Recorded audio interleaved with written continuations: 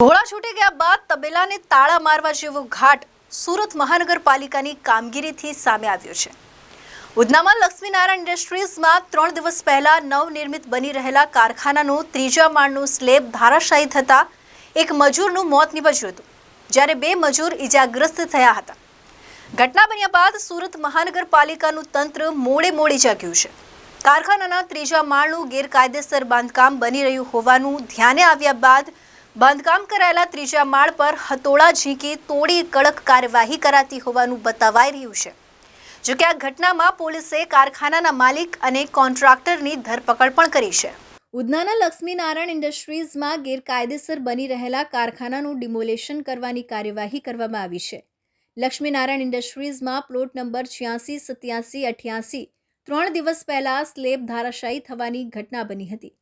3 માળના નવનિર્મિત કારખાનાનું બાંધકામનું કામ ચાલી રહ્યું હતું, જેમાં એક મજૂરનું ઘટના સ્થળે મોત નીપજ્યું હતું। ત્યારે ઘટનાના 3 દિવસ બાદ સુરત મહાનગરપાલિકાની ટીમ સફાળી જાગી છે। કારખાનાનું બાંધકામ ગેરકાયદેસર કરાતું હોવાનું હવે છેક મહાનગરપાલિકાના ધ્યાન પર આવ્યું છે, જેને લઈ મહાનગરપાલિકાની ટીમ દ્વારા ત્રીજા માળ પર હથોડા ઝીંકી ડિમોલિશન કરવામાં આવ્યું હતું।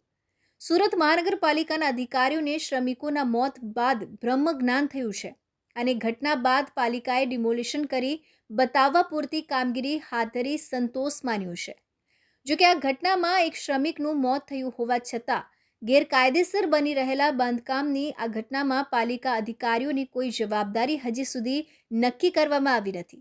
મહત્વનું છે કે આ ઘટના બન્યા બાદ સુરતની ઉધના પોલીસ દ્વારા તાત્કાલિક મનુષ્યવધનો ગુનો નોંધવામાં આવ્યો હતો, જે અંતર્ગત પોલીસ દ્વારા બેદરકારી દાખવવા બદલ કારખાનાના માલિક અને બાંધકામનું કામ કરનાર કોન્ટ્રાક્ટરની ધરપકડ પણ કરી લેવાઈ છે। Arvind Rathod, ABC news Gujarat, Surat.